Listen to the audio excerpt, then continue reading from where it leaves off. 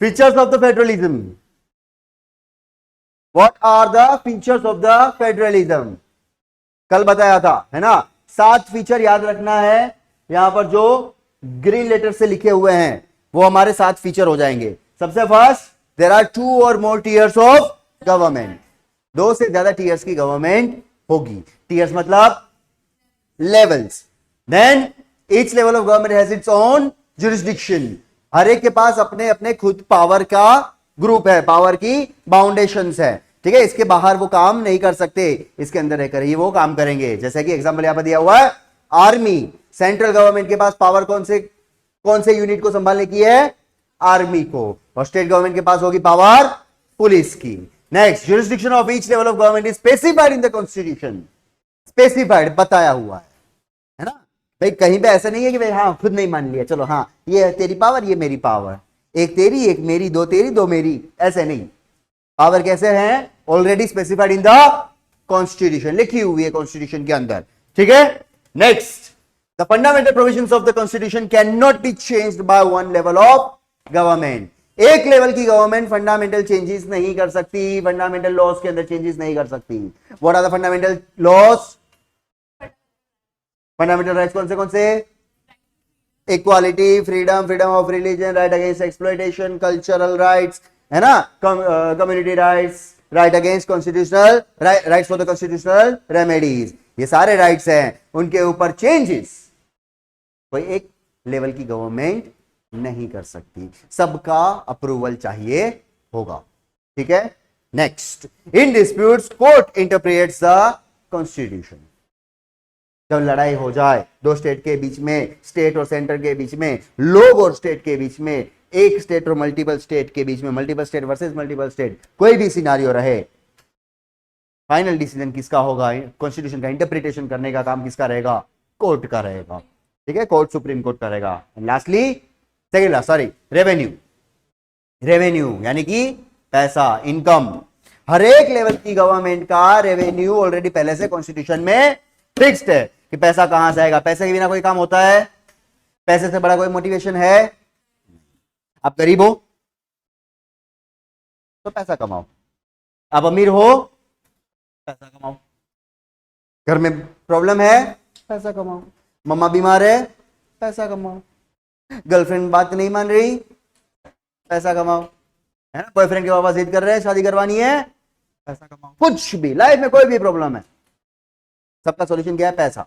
Government अच्छे से काम करे उसका सॉल्यूशन क्या है बेटा, पैसा, रेवेन्यू। गवर्नमेंट की लैंग्वेज जब इनकम की बात करेंगे उसको क्या कहेंगे हम, रेवेन्यू, और ये रेवेन्यू ऑलरेडी पहले से कॉन्स्टिट्यूशन के अंदर बताया हुआ है कि सेंट्रल के पास रेवेन्यू कहां से आएगा, स्टेट गवर्नमेंट के पास रेवेन्यू कहां से होगा, लोकल गवर्नमेंट, हमारे यहाँ के एरिया के एमएलए के पास पैसा कहां से आ रहा है भाई, टैक्स, कहां से, टैक्स से नहीं आ रहा, वो टैक्स का पैसा डायरेक्ट सेंट्रल में जा रहा है, सेंट्रल से स्टेट में आ रहा है, स्टेट के पास से लोकल एमएलए के पास पहुंच रहा है, समझ में आया, ठीक है। तो लोग हर एक लेवल पे रेवेन्यू बताया हुआ है। और लास्टली ये तो है ही है, यूनिटी एंड द डाइवर्सिटी, है ना, इनको संभालना है, मेंटेन करना है, ये फेडरलिज्म का सबसे इंपॉर्टेंट फीचर है जो कि सबसे लास्ट में लिया है ना। ये तो है ही है, ये तो सबने मानना है कि maintain the unity and the diversity, ठीक है। हमारे पास कितने सारे किस्म के रिलीजन्स है, कितने सारे कास्ट है, कम्युनिटीज है, उन सबको मेंटेन करके चलना है, समझ में आया, ठीक है। चलो नेक्स्ट, पूछा जा रहा है कि भाई इंडिया फेडरल कंट्री क्यों है, कल बताया था मैंने, याद करो पाउच का एग्जांपल, कि पाउच पाउच क्यों है, घड़ी घड़ी क्यों है, समेसर समेसर क्यों है, आइडेंटिटी, है ना, वो चीज, कोई पर्टिकुलर चीज कैसी दिखती है, वो कैसा दिखता है, फेडरलिज्म। तो इंडिया फेडरल कंट्री है या नहीं, फेडरल कंट्री कैसा दिखता है, बहुत सारे फीचर्स, 7 फीचर को हम प्रूव करेंगे कि भाई साहब ये इंडिया में है या नहीं, ठीक है। अगर ये इंडिया में चल रहा है तो इंडिया क्या है, फेडरल कंट्री है। एग्जांपल यहां पर दिया हुआ है, देखो, there are 3 levels of government, क्या इंडिया में 3 लेवल्स ऑफ गवर्नमेंट है ना, कौन सी, central, state and local government. Local government means भूमिका, लोकल गवर्नमेंट क्या होती है,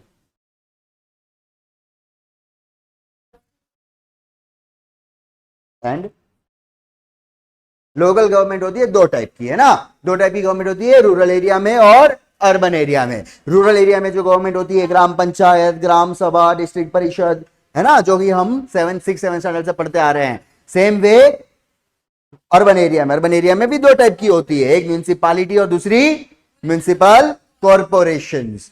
ठीक है, कोई बात नहीं, आगे बता दूंगा मैं।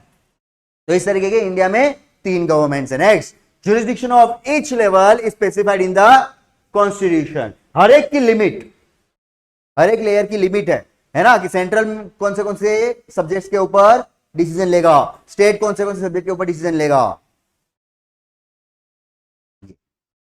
हमारा ज्यूरिसडिक्शन पहले से लिखा गया है कि यूनियन यानी कि सेंट्रल गवर्नमेंट कौन से सब्जेक्ट के ऊपर डिसीजन लेगी, स्टेट गवर्नमेंट कौन से सब्जेक्ट के ऊपर डिसीजन लेगी, दोनों मिलकर कहां पे डिसीजन लेंगे, कॉन्करेंट लिस्ट में। ठीक है, चले। Third is India is a holding together federation. India कैसा फेडरेशन है? होल्डिंग टुगेदर फेडरेशन, जहां पर सेंट्रल की अपनी खुद की गवर्नमेंट है और बाकी के हिस्सों को 28 डिफरेंट स्टेट्स में हम लोगों ने बांट दिया है। ठीक है, इसलिए इंडिया क्या बन गया? Holding together federation. Next, need 2/3 votes in Lok Sabha and Rajya Sabha plus more than half of states must pass the bill to change basic laws. The fundamental provisions of the constitution cannot be changed by one level of government। एक level की government fundamental loss को change नहीं कर सकती, basic चीजों को change नहीं कर सकती। उसके लिए हमें जरूरत पड़ेगी लोकसभा और राज्यसभा के 66% वोट्स की।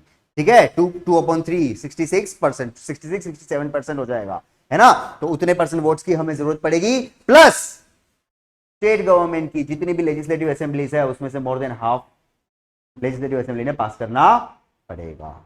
Next, in dispute between state and central government supreme court makes the final decision. भूमिका, आर यू ओके? प्रॉब्लम है, थके हुए हो? नहीं, गुड। चले, डिस्प्यूट्स होगी जहां पर सेंट्रल और स्टेट के बीच में, वहां पर फाइनल डिसीजन किसका रहेगा? सुप्रीम कोर्ट का। ठीक है।